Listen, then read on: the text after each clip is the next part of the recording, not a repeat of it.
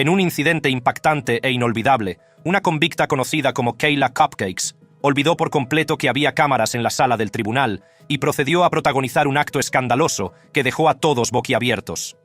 Siéntate en la sala de un tribunal del condado de Broward, donde nos adentramos en la increíble historia de Kayla Cupcakes y en cómo sus acciones perturbaron los procedimientos formales, creando un ambiente tenso en la sala. Kayla Cupcakes. Cargos. Intoxicación desordenada. Nuestra historia comienza en el condado de Broward, Florida, donde se estaba celebrando una vista para determinar la fianza. El juez, John Hurley, estaba sentado en el estrado, mirando con una mezcla de paciencia y preocupación. Ante él se encontraba una mujer, Susan Marie Surratt, también conocida como Kayla Cupcakes, que había sido detenida por alteración del orden público. Kayla Cupcakes trabajaba como actriz porno, además de ser peluquera, modelo y estrella del porno. En los últimos años, la señorita Cupcakes había estado en los tribunales 10 veces por cargos menores, pero poco sabía nadie que la parte escandalosa estaba aún por llegar. Según Cupcakes, estaba siendo maltratada en la cárcel, afirmando que la policía le había dado una paliza. Al ver que sus palabras no surtían efecto en la sala, Kayla Cupcakes decidió tomar cartas en el asunto, literalmente. En un intento de mostrar al juez signos físicos de su maltrato, recurrió a levantarse la camisa y en el proceso dejar al descubierto sus pechos ante el juez. Un momento que quedaría grabado para siempre en la mente de los presentes. Cupcakes. La policía me ha pegado. La policía también. Y también esto. Juez. Dios mío. La expresión del juez pasó de la sorpresa a la incredulidad, mientras luchaba por recuperar el control de la situación.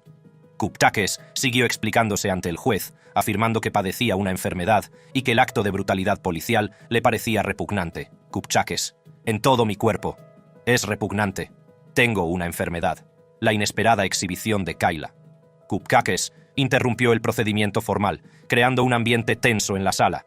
El juez, decidido a restablecer el orden y mantener la dignidad del tribunal, tomó una rápida decisión. Fijó la fianza de Kayla Cupcakes en $100 y ordenó que se sometiera a una evaluación médica. De obra Redden. Aprecio, pero creo que es hora él consigue un sabor de algo más. Simplemente no puedo con esa historia. De acuerdo con el estado de... A continuación, nos dirigimos a un tribunal de Las Vegas, donde se desarrolla una escena impactante. En un impactante giro de los acontecimientos, de obra Redden no solo se olvidó de la presencia de las cámaras, sino que lanzó un despiadado ataque contra el juez durante su audiencia de sentencia. Este incidente dejó atónitos a todos los presentes en la sala y sirve como escalofriante recordatorio de los peligros potenciales que pueden surgir dentro del sistema judicial. Prepárate para descubrir los impactantes detalles de este inolvidable drama judicial y las consecuencias del violento arrebato de Redden. De obra Redden, cargos, intento de agresión. Era un día aparentemente ordinario en la sala del Tribunal de Distrito del Condado de Clark en Las Vegas. El aire estaba cargado de expectación mientras la juez Mary Kay Holtus se preparaba para dictar sentencia contra de obra Redden, un hombre acusado de intento de agresión. Nadie sabía que este procedimiento judicial rutinario estaba a punto de dar un giro aterrador.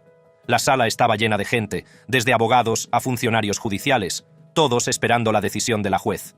Redden, un hombre de unos 30 años, estaba sentado tranquilamente en la mesa del acusado, sin mostrar ninguna emoción. El ambiente era tenso, pero nadie podía prever el caos que estaba a punto de desatarse. Nadie podía imaginar que aquella vista rutinaria se convertiría en una pesadilla. Cuando el proceso estaba a punto de comenzar, Redden, que antes había estado suplicando al juez que no lo enviara a prisión, parecía tener algo bajo la manga. Me gusta, basándome en mi historial delictivo. Siento que no debería ser como enviado a la cárcel. Por segunda vez, el juez Holtus revisó meticulosamente las pruebas, considerando cuidadosamente la sentencia apropiada para el presunto delito de Redden. Se lo agradezco, pero creo que es hora de que pruebe otra cosa. Simplemente no puedo con esa historia, de acuerdo con el estado de... Mientras las palabras del juez flotaban en el aire, un destello de ira cruzó el rostro de Redden. Sus ojos se entrecerraron y una oleada de intensa emoción lo inundó. Fue como si se hubiera activado un interruptor, desatando un torrente de rabia que ya no podía contener. En una fracción de segundo, el cuerpo de Redden se impulsó sobre la barrera que lo separaba del juez. La sala estalló en jadeos y gritos, mientras todos observaban con incredulidad. El ambiente de calma se hizo añicos, sustituido por el caos y el miedo.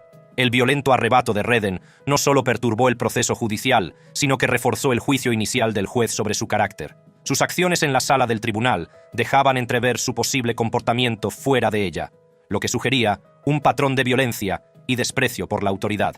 Finalmente, Redden fue reducido, gracias a los esfuerzos combinados del secretario judicial, el taquígrafo judicial y otros funcionarios del tribunal.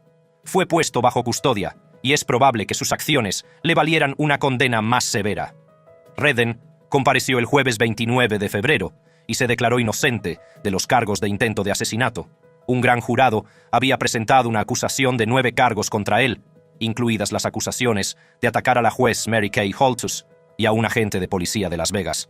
La sala del tribunal se llenó de tensión, mientras Redden, ahora con una capucha para escupir, permanecía en silencio en la mesa de los acusados.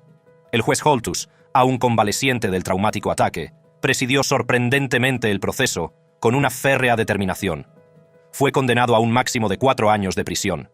La sentencia final, dictada por el juez Holtus, resonó en la sala. El intenso drama había cautivado a la nación, dejando a muchos cuestionándose los límites de la cordura y las complejidades del sistema judicial. Redden espera ahora un juicio por intento de asesinato por su ataque al juez Holtus. Leonid Grazer, oficial masculino. Lo estoy reteniendo. Pide ayuda. Presiona el botón, maldita sea. En el juzgado del distrito de Sherbinsky, en Moscú, Rusia, Leonid Grazer era juzgado por el brutal asesinato de su hermana, Ariada Korol. Pero lo que ocurrió durante el juicio superó la imaginación de cualquiera. Mientras se desarrollaba el juicio, Grazer intentó escabullirse a través de los listones de la parte superior del muelle de seguridad a prueba de balas, dejando a todos los presentes en la sala en estado de shock. Las cámaras captaron cada momento de su audaz intento de fuga, y lo que ocurrió a continuación fue un auténtico espectáculo de justicia. Siéntese en la sala del tribunal, mientras nos adentramos en esta increíble historia de un convicto que olvidó que había cámaras en la sala. Leonid Grazer, cargos. Asesinato. Rebobinemos y veamos más de cerca los acontecimientos que condujeron al intento de fuga de Grazer. Todo comenzó con el asesinato de su hermana, Aradia Quarrel. Según Grazer, afirmó haber recibido órdenes del mismísimo Satán para llevar a cabo el atroz acto. Aradia, una mujer de 21 años, fue encontrada brutalmente apuñalada varias veces en su propia casa. La escena del crimen era espantosa y las pruebas apuntaban directamente a Grazer como principal sospechoso. El motivo detrás del asesinato parecía estar arraigado en un retorcido sistema de creencias, con Grazer afirmando que no tenía más remedio que obedecer las órdenes del diablo y que no se arrepentía de nada. ¿Se siente culpable por lo que hizo? Grazer: no. Al comenzar el juicio, la sala se llenó de tensión y expectación. La fiscalía presentó un caso sólido contra Grazer, con testigos que testificaron sobre su comportamiento errático antes del asesinato. La defensa, por su parte, argumentó que Grazer no se encontraba en su sano juicio y debía ser considerado mentalmente inestable. Pero nadie sabía que Grazer había estado planeando meticulosamente su fuga. Había estudiado la disposición de la sala, identificado puntos débiles en el sistema de seguridad y esperado pacientemente el momento perfecto para hacer su movimiento. Oficial: oye, siéntate, vamos a hablar. Grazer, hablemos. Y ese momento llegó cuando Grazer, aparentemente tranquilo y sereno, intentó inmediatamente deslizarse a través de los listones de la parte superior del muelle de seguridad a prueba de balas. La sala estalló en caos cuando los agentes se dieron cuenta de lo que estaba ocurriendo. Las cámaras captaron la conmoción y la incredulidad en los rostros de todos los presentes. Mientras los agentes se apresuraban a detener a Grazer, un valiente agente le golpeó en un intento de someterle. Pero Grazer se negó a rendirse. Agente masculino: lo estoy sujetando, pide ayuda, presiona el botón, maldita sea. Fue en ese momento cuando una agente se acercó corriendo y pulsó un gran botón en la pared, pidiendo refuerzos. La rapidez de pensamiento y la acción decisiva de la oficial trajo refuerzos a la escena. En unos instantes, llegaron más agentes, dispuestos a abatir a Grazer y poner fin a su intento de fuga. Ante el caos que se desataba, los agentes formaron una barricada humana, bloqueando cualquier posible salida de Grazer. Estaban decididos a impedir que se escabullera y pusiera en peligro las vidas de los demás. Pero Grazer no se iba a rendir sin luchar. Luchó y se resistió, tratando desesperadamente de liberarse del firme agarre de los agentes. Fue una batalla de voluntades, con la determinación de Grazer igualada por la inquebrantable resolución de los agentes. Al darse cuenta de que su fuerza física por sí sola podría no ser suficiente, uno de los agentes echó mano de su pistola eléctrica, lo que hizo que Grazer se asustara casi de inmediato. Agente 1: sujetadle. Grazer: ayúdame y dame la mano. Agente 3: eso es, baja, he dicho. Grazer: ¡ay! ¡Alto! ¡Alto! Voy a bajar. El golpe fue suficiente para que cayera de rodillas, y el agente lo detuvo rápidamente. Fue un momento de triunfo para la justicia rusa, que había logrado impedir la fuga de un peligroso delincuente. La sala del tribunal se quedó incrédula al ver que Grazer no mostraba ningún signo de remordimiento o arrepentimiento. Al término del juicio, Grazer fue declarado culpable del asesinato de su hermana. Fue condenado a tratamiento médico psiquiátrico obligatorio. Nicole Babb. A continuación, nos adentramos en el asombroso caso de Nicole Babb, una delincuente convicta que saltó a los titulares por un inolvidable incidente durante una vista de fianza en un tribunal de Miami-Dade. Casi como si no supiera que había cámaras en la sala, Nicole Babb empezó a desnudarse de forma extraña allí mismo, sin darse cuenta en absoluto del espectador. Y como de costumbre, sus acciones cogieron a todo el mundo por sorpresa, excepto al tranquilo juez que presidía, Gerald Klein. Prepárate para quedarte de piedra mientras desentrañamos la increíble historia de Nicole Babb, la convicta que olvidó que había cámaras en la sala del tribunal. Nicole Babb, cargos, robo de identidad. A medida que la cámara se desplaza por la bulliciosa sala del tribunal, nos encontramos en medio de una audiencia de fianza en el condado de Miami-Dade. El juez que preside, el famoso Gerald Klein, conocido por la rapidez con la que resuelve los casos, se sienta en el estrado. Todos los ojos están puestos en él mientras se prepara para dirigirse al acusado. Pero pocos saben que el verdadero espectáculo está a punto de desarrollarse en el fondo. No pierdan de vista a la mujer que pronto captará la atención de todos. Nicole Babb, de 24 años, una delincuente convicta con una inclinación por lo inesperado. Cuando el juez Klein empieza a hablar, una sonrisa traviesa se dibuja en el rostro de Babb. Mira a su alrededor, aparentemente evaluando la sala, antes de posar su mirada en las cámaras. Y es entonces cuando ocurre. Babb olvida, o quizás ignora intencionadamente, el hecho de que hay cámaras grabando todos sus movimientos. Con un repentino arranque de audacia, Babb se desnuda allí mismo, en la sala del tribunal. Jadeos y murmullos recorren a los espectadores. Una mezcla de asombro, diversión e incredulidad llenan el aire. Es una escena sacada directamente de un tabloide, pero no se trata de una obra de ficción, sino de un drama judicial real que se desarrolla ante nuestros ojos. A medida que Babb se despoja de su ropa, las risitas se hacen más fuertes, resonando en la sala. Pero en medio de las risas, una persona permanece imperturbable. El juez Gerald Klein, conocido por su capacidad para mantener la compostura en medio del caos, continúa dirigiéndose al acusado, aparentemente indiferente al inesperado striptease que se está produciendo a pocos metros de él. El número de Babb se intensifica cuando lleva su actuación al suelo, dejando atónitos a los espectadores. Pero ni siquiera esta exhibición extrema consigue desviar la atención del juez Klein del caso que tiene entre manos.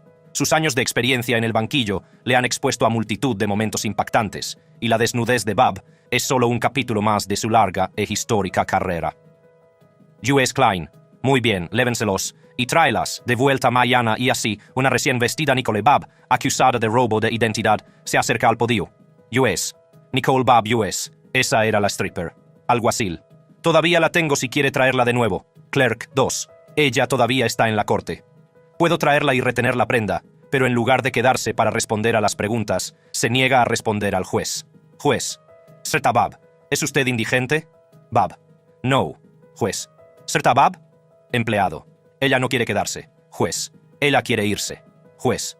Muy bien. Se le acusa de uso criminal de identificación personal. Esto lleva al juez Klein a fijar rápidamente su fianza en $5,000. Sigmund Gómez. En la tranquila ciudad de Las Cruces, Nuevo México, un tribunal estaba a punto de presenciar una escena que conmocionaría a toda la comunidad.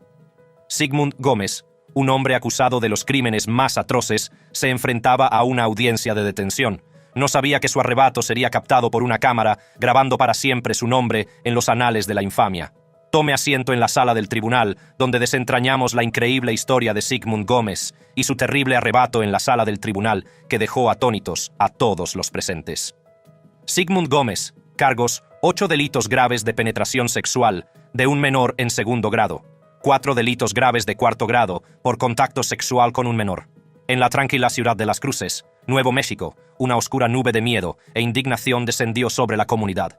Sigmund Gómez, un hombre de 39 años, estaba acusado de cometer actos de violencia incalificables contra una adolescente. Los cargos que se le imputaban eran nada menos que horripilantes: 12 cargos de violación y contacto sexual con una menor. Las pruebas contra Gómez eran abrumadoras y no dejaban lugar a dudas sobre la gravedad de sus delitos. Mientras la comunidad esperaba justicia, Sigmund Gómez se encontraba en un juzgado de distrito de Las Cruces para una vista de detención. La tensión en la sala era palpable mientras el juez, Conrad Perea, presidía el proceso.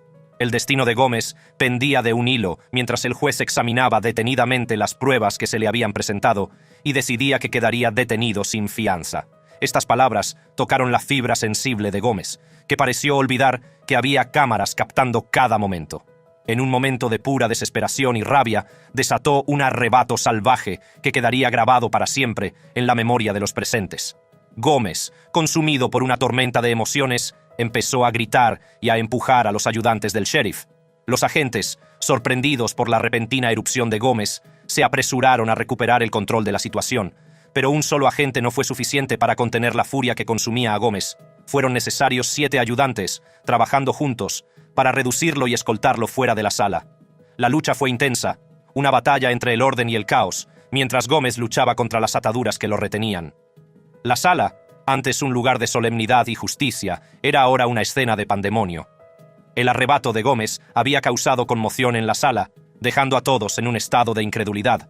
Cuando el caos se calmó y la sala recuperó una apariencia de orden, empezaron a revelarse las consecuencias del arrebato de Sigmund Gómez. Además de los atroces cargos que ya se le imputaban, Gómez se enfrentaba ahora a problemas legales aún mayores. Tras su arrebato explosivo en la sala, fue acusado de resistencia y obstrucción. Parecía que sus acciones solo habían servido para empeorar su ya grave situación. Pero Gómez no fue el único implicado en estos horribles crímenes. Su novia, Sara Ibarra, también fue acusada en relación con su detención. Ibarra fue acusada de un delito grave de 3er grado de maltrato infantil y de un delito menor de no denunciar el maltrato infantil. Las pruebas contra Gómez e Ibarra eran cada vez más numerosas y ofrecían un sombrío panorama de su implicación en estos inquietantes actos. Gómez fue finalmente condenado a 15 años de prisión. Taylor Schabushnes. A continuación, nos dirigimos a un tribunal de Wisconsin, donde se desarrolla una escena increíble. Taylor Schabushnes, de 25 años, se enfrenta a cargos de homicidio intencionado en 1er grado, mutilación de cadáver y agresión sexual en 3er grado. Los espeluznantes acontecimientos se desencadenaron cuando Schabushnes asesinó a su amante durante un encuentro impulsado por las drogas. Pero lo que ocurrió en la sala del tribunal conmocionó a todos. Schabushnes atacó descaradamente a su propio abogado. Siéntese en la sala del tribunal mientras nos adentramos en los increíbles detalles de este caso que le dejará cuestionándose los límites del comportamiento humano. Taylor Schabushnes. Cargos: homicidio intencional. En 1er grado, mutilación de un cadáver, agresión sexual en 3er grado. En Green Bay, Wisconsin, Taylor Schabushnes, de 25 años, se enfrenta a cargos de homicidio intencionado en 1er grado, mutilación de un cadáver y agresión sexual en 3er grado. Los espeluznantes hechos se desencadenaron cuando Schabushnes supuestamente estranguló hasta la muerte a su amante, Chad Therion, durante un encuentro en el que consumió drogas. Según la policía, un año antes, Schabushnes y Therion fumaban metanfetamina juntos, entregándose a su peligrosa adicción. A medida que avanzaba la noche, su embriaguez inducida por las drogas les llevó a mantener relaciones sexuales. Sin embargo, algo salió terriblemente mal. En un arrebato de ira o en un delirio inducido por las drogas, Schabushnes estalló y estranguló a Therion hasta la muerte con una cadena. Pero el horror no acabó ahí. En lugar de buscar ayuda o afrontar las consecuencias de sus actos, Schabushnes presuntamente abusó sexualmente del cuerpo sin vida de Therion, antes de descuartizarlo. El espantoso acto tuvo lugar en el sótano de la casa de la madre de Therion, sin que ella lo supiera, ya que había salido con su novio en ese momento. Poco podía imaginar que se toparía con una escena sacada directamente de una pesadilla. Al bajar las escaleras, descubrió la cabeza de su hijo metida en un cubo, una imagen que la perseguiría el resto de su vida. Schabushnes había huido del lugar, dejando tras de sí un rastro de horror inimaginable. En estado de shock e incredulidad, la madre de Therion llamó inmediatamente a la policía. Los agentes llegaron al lugar y se encontraron con las horripilantes pruebas del atroz acto de Schabushnes. Con lo que parecía ser la sangre de Therion todavía manchando su ropa, Schabushnes fue identificada rápidamente como la principal sospechosa. La policía no tardó en localizarla y detenerla esa misma noche. A medida que se desarrollaba el caso, Schabushnes se declaró inocente por defecto mental, alegando que no se encontraba en su sano juicio durante los horribles sucesos. Hoy se encuentra en un juzgado, sujeta y acompañada por su abogado, Quinn Jolley. Jolley, con la esperanza de ganar más tiempo para la evaluación de su cliente, solicita un aplazamiento de la fecha de inicio del juicio. Para sorpresa de todos los presentes, incluido Jolley, el juez accede a la petición. Sin embargo, esta decisión desencadena una inesperada y violenta reacción de Shabushnes. En un arrebato de ira, se lanza contra su propio abogado, balanceándose salvajemente en un intento desesperado de arremeter contra cualquiera que esté a su alcance. Un ayudante del sheriff entra en acción, intentando desesperadamente someter a Shabushnes y restablecer el orden en la caótica sala. Oficial, alto, deténgase. Es una escena que nadie podría haber previsto. Una impactante muestra de violencia en el mismo lugar donde se supone que se hace justicia. Cuando el polvo se asienta y Shabushnes es finalmente inmovilizada, se despeja el tribunal y es llevada a una celda de detención. Mientras tanto, Jolie, que milagrosamente salió ileso, hace una petición al juez. Informa al tribunal de que tiene la intención de retirarse del caso, ya que no está dispuesto a representar a Shabushnes tras el impactante ataque. 2 semanas más tarde, en una vista posterior, Shabushnes comparece ante el tribunal escoltado por 2 ayudantes del sheriff. El juez acepta la petición de Jolie de retirarse y se asigna a Shabushnes un nuevo abogado de la oficina del Defensor Público del Estado. Sorprendentemente, no es acusada por el ataque a Jolie, lo que deja a muchos preguntarse sobre las implicaciones de sus acciones. En mayo de 2022, tras escuchar a los testigos expertos de la acusación y la defensa, el juez Walsh determinó que Shabushnes era mentalmente competente para participar en su propia defensa. Este fallo añade otra capa de complejidad al caso, ya que la defensa intenta impugnar la decisión anterior del juez. A medida que avanza el juicio, la sala se convierte en un campo de batalla de argumentos legales y testimonios emotivos. La acusación presenta un caso convincente, basándose en pruebas forenses, testimonios de testigos y los impactantes detalles de la escena del crimen. La defensa, por su parte, lucha por establecer la duda razonable y convencer al jurado de que el estado mental de Shabushnes debería absolverla de responsabilidad. El juicio cautivó la atención del público y los medios de comunicación siguieron de cerca todos los acontecimientos. La impactante naturaleza del crimen, combinada con el ataque en la sala del tribunal, convirtió este caso en una sensación nacional. Finalmente, el jurado la declara culpable de todos los cargos. El juez Thomas Walsh, que ha presidido el juicio con una imparcialidad inquebrantable, agradece al jurado sus servicios y procede a pronunciar la sentencia. Dada la gravedad de los delitos cometidos, el juez dicta una sentencia de cadena perpetua sin posibilidad de libertad condicional. Brian Earl Taylor. Siéntese en la sala del tribunal, donde se desarrolla una extraordinaria escena judicial.